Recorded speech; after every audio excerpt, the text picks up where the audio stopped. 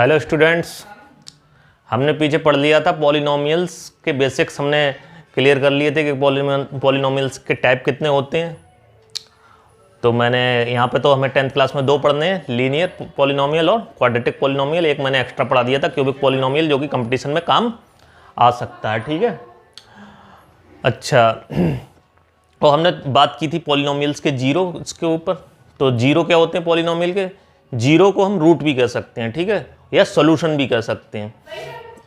तो तीन नाम से बुला सकते हैं हम जीरो को: जीरो, रूट और सॉल्यूशन।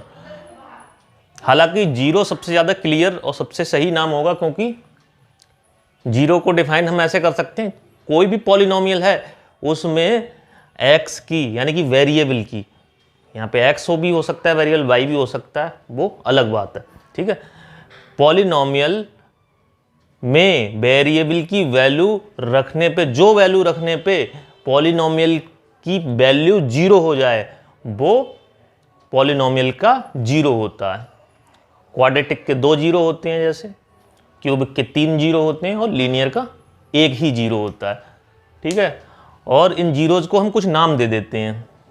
अब हम जानेंगे इसके बारे में, अब और जानेंगे हम जीरोज के बीच में रिलेशन क्या होते हैं। जब दो जीरो हैं तो उनके बीच में रिलेशन क्या होगा, उनके प्रोडक्ट्स के बीच क्या रिलेशन होगा, उनके सम के बीच में क्या होगा। ठीक है, तो जैसे कि इसको बढ़िया से समझने के लिए हम एक पहले लीनियर का ही एग्जांपल ले लेते हैं। ठीक है, जैसे कि एक लीनियर पॉलिनोमियल है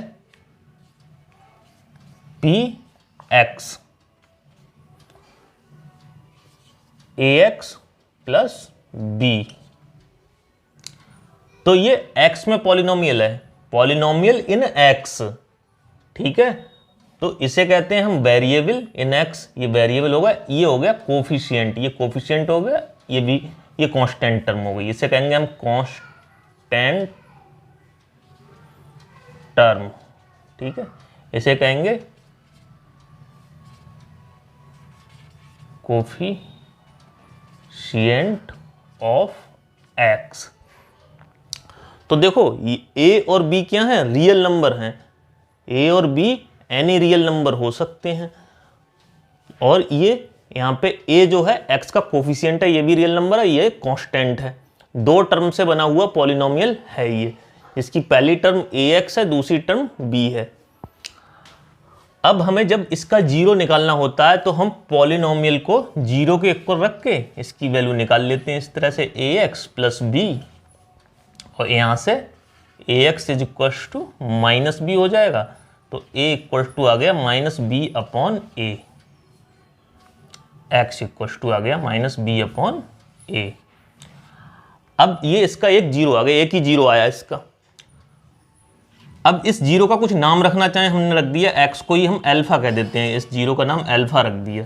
अब एक ही जीरो है तो इसके बीच में रिलेशन क्या बनाएं? दो चीजें चाहिए रिलेशन बनाने के लिए, तो अल्फा, एक जैसे क्वाड्रेटिक पॉलिनोमियल लेंगे उसमें बीटा भी आ जाएगा, तो उनके बीच में हम अल्फा और बीटा का सम और अल्फा और बीटा के प्रोडक्ट के बारे में बात कर सकते हैं। आप तो हम बात ही नहीं कर सकते, क्योंकि एक ही जीरो है हमारे पास, माइनस बी अपॉन ए। इसको हम इस तरह से भी कह सकते हैं, ये जो जीरो आया है इसको हम ये कह सकते हैं माइनस, ये आया है कांस्टेंट टर्म अपॉन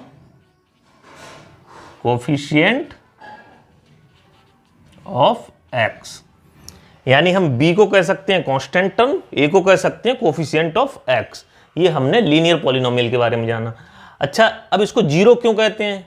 कुछ लोग सोचेंगे इसको जीरो कहते ही क्यों है, तो ये बात लो हम, क्योंकि इसमें जो जीरो हमारा आया है उसको x की जगह, वेरिएबल की जगह पुट कर दें तो हमें जीरो वैल्यू मिल जाती है, पॉलिनोमियल हमारा जीरो हो जाता है। Minus B plus B, B से बी कैंसिल होकर जीरो आ गया, इसीलिए इसे जीरो कहते हैं पॉलिनोमियल का। अच्छा, अब कोई एग्जाम्पल लेके करते हैं इसको। एग्जाम्पल लेते हैं कोई, जैसे कि पी एक्स हमारा कभी भी ये हो 2x माइनस 8, और हमें इसका जीरो निकालना हो, तो जनरल सी बात है, हम यहाँ पे प्रेडिक्ट भी कर सकते हैं x की वैल्यू 4 होनी चाहिए, तो 2 4 जा 8, 8 में से 8 गया 0 आ जाएगा, यानी कि प्रेडिक्ट करके हमने बता दिया यहाँ पे 4 2 4 -8, यानी कि 8 - 8 0 आ गया, यानी कि x की जगह 4 डालने पे पॉलिनोमियल की वैल्यू 0 हो रही है, इसलिए x = 4 इसका एक 0 है। बट अगर जो लोग प्रेडिक्ट नहीं करना चाहते वो px की जगह 0 रखें और इसको सॉल्व कर लें इस तरह से, 2x - 8 यानी कि 2x = 8, यानी x = 8/2, यानी x = 4, इस तरह से भी बता सकते हैं। तो ये एक 0 हो गया। ये हमने लीनियर पॉलिनोमियल के 0 के बारे में बताया, जो कि हमेशा एक लाइन ड्रॉ करता है, एक लाइन ड्रॉ करते हैं किसके ऊपर, कार्टेशियन प्लेन के ऊपर। पॉलिनोमियल जो होते हैं लीनियर पॉलिनोमियल, इन्हें इसलिए कहा गया क्योंकि ये एक लाइन बनाते हैं। ठीक है, अब करते हैं जिसके ऊपर क्वेश्चंस आते हैं बोर्ड में, 10th बोर्ड में क्वेश्चंस आते हैं क्वाड्रेटिक पॉलिनोमियल के ऊपर, इसके ऊपर भी आते हैं, लेकिन इसके ऊपर जो आते हैं वो एक ही नंबर का क्वेश्चन होता है। जो बड़े क्वेश्चन होते हैं वो किसके ऊपर आते हैं, क्वाड्रेटिक पॉलिनोमियल के ऊपर, और क्वाड्रेटिक पॉलिनोमियल के जीरोज के बीच में रिलेशन के ऊपर। ठीक है, अब की में कोई क्वाड्रेटिक पॉलिनोमियल उठाते हैं हम, जैसे कि px अब की में हमने ले लिया, ये ले लिया x² - 7x + 12। तो 12 के ऐसे फैक्टर जो ऐड करने पे 7 आए, 12 के फैक्टर हो क्या कह सकते हैं, 12 × 1 12 हो सकता है, और 6 × 2 12 हो सकता है, और 4 × 3 12 हो सकता है। लेकिन इन दोनों का सम 13 आएगा, लेकिन हमें 7 चाहिए। इन दोनों का सम 8 आएगा, हमें 7 चाहिए। 4 और 3 का सम 7 ही आएगा, यानी कि हमारे काम का जो हुआ वो ये वाला हुआ। बस मिडिल टर्म को स्प्लिट इसके ही अकॉर्डिंग हम कर देंगे, x² - 4x - 3x + 12। जब यहाँ पे प्लस का साइन होता है यानी इन दोनों को ऐड करना है, यानी दोनों सेम साइन के लिए जाते हैं। नेगेटिव है, पहला नेगेटिव लिए तो दूसरा भी नेगेटिव लेंगे, -4x - 3x - 7x ही आ जाएगा। तो ये तो पीछे क्लासेस में तुम पढ़ चुके हो, फिर भी मैं बेसिक्स बताता जाता हूँ जिससे कि आपको रिमाइंड हो जाए सारी चीज़ें। x कॉमन लिया तो x - 4, -3 कॉमन लिया तो x - 4, दो फैक्टर आ गए हमारे पास, x - 4 और x - 3। अब ये दोनों फैक्टर हैं। अब हमने बताया क्या था, पॉलिनोमियल के जीरोज निकालने के लिए पॉलिनोमियल को 0 रख देते हैं, 0 रख दिया। अब या तो x - 4 0 रहा होगा, या फिर x - 3 0 रहा होगा, इसीलिए ये चीज़ 0 के इक्वल हुई होगी। तो या फिर x = 4 या फिर x = 3, दो 0 होने चाहिए इसके, दोनों ही 0 हैं। वैसे देखा जाए दोनों ही 0 हैं, और इसलिए लगा देते हैं इसको 0 बनने के लिए या तो ये चीज़ 0 हो या ये चीज़ 0 हो, या दोनों 0 हो। तो एक 0 ये आ गया, एक 0 ये आ गया। अब इन 0 का हम नाम रख देते हैं, जैसे कि इसका नाम रख दिया हमने अल्फ़ा, अल्फ़ा 4 आ गया, बीटा 3 आ गया। अच्छा, अब हम बात करें इनके रिलेशन के बीच में। अब देखो कुछ ना कुछ रिलेशन बन रहा होगा, सम ऑफ जीरोज, देखो sum of zeros, sum of zeros की बात करें, यानी कि एक 0 अल्फा एक 0 बीटा, यानी कि अल्फा प्लस बीटा, यानी कि 4 + 3, यानी कि जो कि है 7।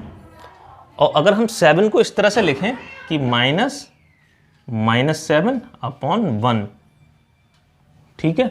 और अगर हम यहाँ से कंपेयर करें ax² + bx + c से, तो a हमारे पास ax², यहाँ पे है 1x², तो a 1 है, यहाँ पे है प्लस का bx, यहाँ है माइनस का 7x, यानी कि b जो है वो माइनस का 7 है, और c जो है वो 12 है। ठीक है, तो ये चीज देखी जाए तो हमारी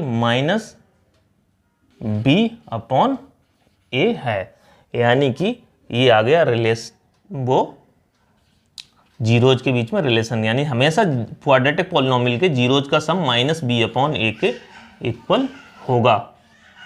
ऐसे ही प्रोडक्ट के बारे में बात करें हम,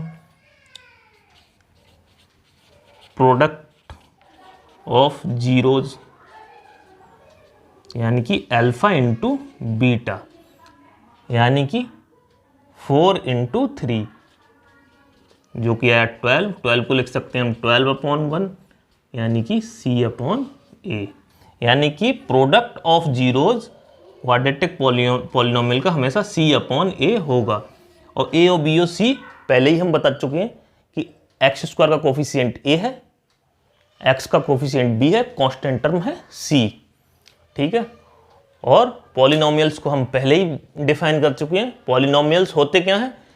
पॉलिनोमियल्स होते क्या हैं ये बात आप लोग पिछली क्लासेस में हमेशा से पढ़ते चले आ रहे हो, और फिर भी अगर नहीं पता है तो फिर से मैं बार बार डिफाइन कर रहा हूँ।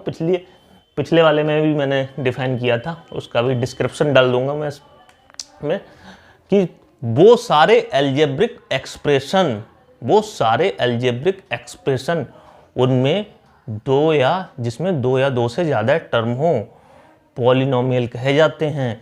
बस उनमें जो वेरिएबल यूज हुआ है उस वेरिएबल की जो पावर्स हैं, जो उनके एक्सपोनेंट हैं, वो हमेशा नॉन नेगेटिव इंटीजर होने चाहिए। अब नॉन नेगेटिव इंटीजर क्या होता है?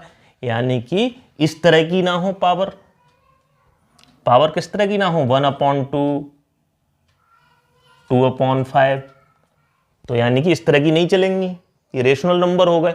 हमें चाहिए इंटीजर 1 2 3 4 होल नंबर नेगेटिव हो सकते हैं, पॉजिटिव हो सकते हैं, वो इंटीजर होते हैं।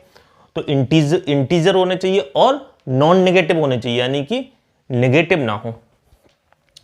तो इस तरह से होते हैं पॉलिनोमियल, जैसे कि 2x² - 4x + 8।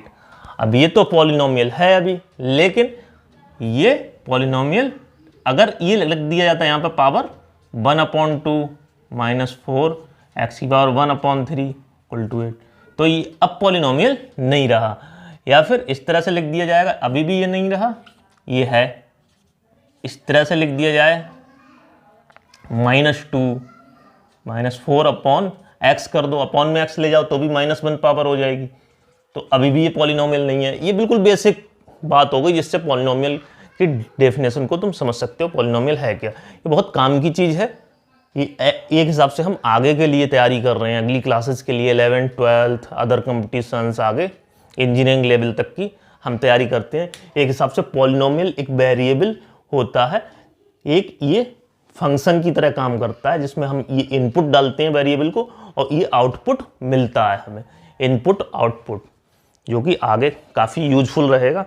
अभी हम उसके बेसिक्स क्लियर कर रहे हैं, बहुत ज़्यादा बेसिक्स पे बात कर रहे हैं।